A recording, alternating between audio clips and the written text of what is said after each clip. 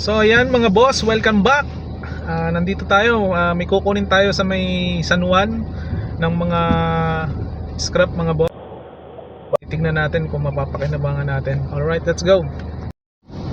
So ayan mga boss, time check 3:21 PM. Nakalagpas na tayo dito sa may crossing sa may Ortigas. So ayan, malapit na tayo, pa San Juan na po tayo mga boss. Sige, puntahan natin para ma-check natin mga boss yung mga item kung mapapakinabangan ba o hindi na. At ayan mga boss, so far pa rin at maulan pa rin.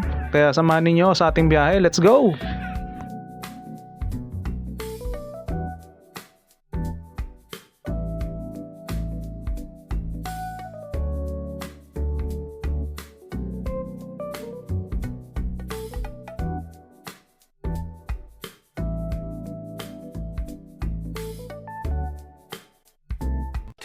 Thousand years later.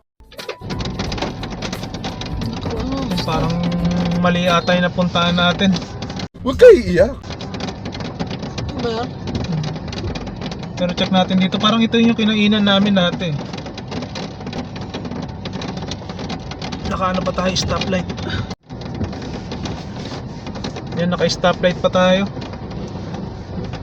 Nakalimutan na natin saan tayo pumunta dati. Tagal na rin kasi.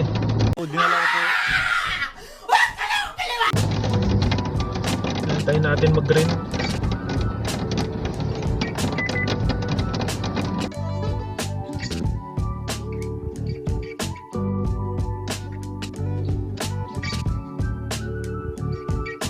At ayun na nga mga boss, at nakarating na nga tayo sa ating pagkukuhaan na pull out. At dino-double check na nga natin mga boss kung tama ba yung binigay na list sa atin ng ating kausap. So far naman ay all goods naman yung mga items, tama naman yung binigay na listing. Ayan, check na nga namin ni ate. At sana mga boss maka-jackpot tayo ng mapapakinabangan pa para hindi tayo zero kahit papaano. Si ate Aisel nga ang kausap natin dyan at pangalawang hakot na nga natin sa kanya. At sobrang bait nga yan mga boss at madaling kausap. Kaya tingnan natin mga boss kung makaka-jackpot tayo. Oh, let's go! An hour later. So ayan mga boss, hindi na tayo nakapag-video kasi bawal tayo mag-video dun sa loob. Binidyoan kita, ang dami. Ang dami. Tama kayo. Ako naman eh. Sa loob? Oo. Ah.